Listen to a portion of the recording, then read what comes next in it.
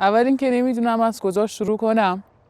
از اول بچگیم که به دنیا اومدم، تو 6-7 سالگی دیگه مثل دختر بزرگا با هم رفتار کردن.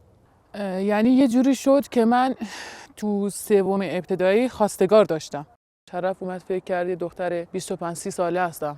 بعد همسایه‌مون گفت دخترتون انقدر ظاهرش مثلا انقدر خانمانه رفتار میکنه، ما فکر کردیم سنش زیاده و دختر مونده است، یعنی از اون دخترایی که سنشون بالا هستش. انقدر تو خودم بودم اجازه نمیدادن بازی کنم، تفریح کنم. مثلا فکر میکردن یه دخترم که سنی دارم.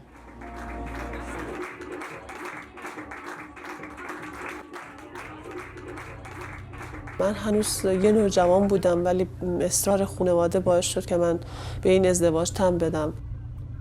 ایشون از من 10 سال بزرگتر بودن. من خیلی مقاومت کردم که ازدواج نکنم، ولی بازم خانواده اصرار داشتن. منم به اصرار اونا ازدواج کردم و خیلی سخت بود برای من. خیلی، یعنی مثل این بود که مثلا یه سنگو برداری بندازی توی یه دریا. اینجوری تو خودم گم شده بودم، مثلا نمیدونستم چیکار کنم. من هنوز مثلا با عروسکم میشینم، بازی میکنم، حرف میزنم. الانم که مثلا بعضی وقتا مثلا تو کوچه صدای بچه ها رو میشنوم، مثلا دلم تنگ میشه. من اصلا بچگی نکردم، نوجوانی نکردم. هنوزم دلم برای کوچه تنگ میشه، برای دوستام، برای همکلاسیام.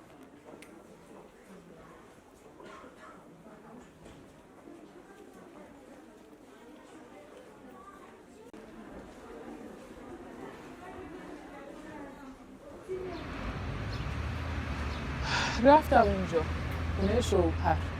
با این سنی که این همه به شوهرم میرسیدم، نازش میکشیدم، قربون صدقت میرفتم، میگفتم مردم حرف در میارن. اون مینش از منش مشروب میخورد، عرق میخورد، ویسکی میخورد.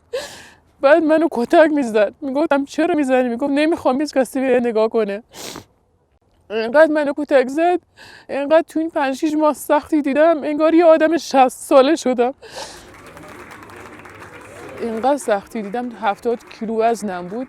وقتی طلاق گرفتم 40 کیلو بودم. حتی طلاقم هم گرفتم، از همه چی گذشتم. گفتم دیگه همه چی تموم بشه، فقط نجات پیدا کنم از دست این آقا. اینقدر بد بود با هم، اینقدر بد رفتاری کرد. یه جوری زندگیم تباه شد که الانم اگه بخوام یکی رو دوست داشته باشم نمیتونم، نمیشه.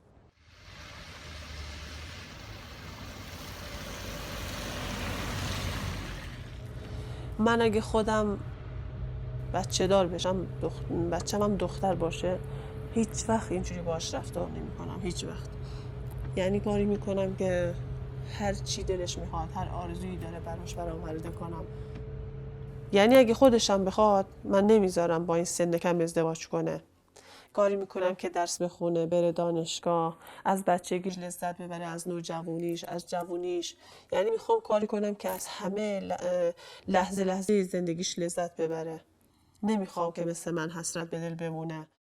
اگه من الان برمیگشتم به اون دوران که 15-16 سالم بود، 100% درسامو میخوندم، به هدفم فکر میکردم تو زندگی.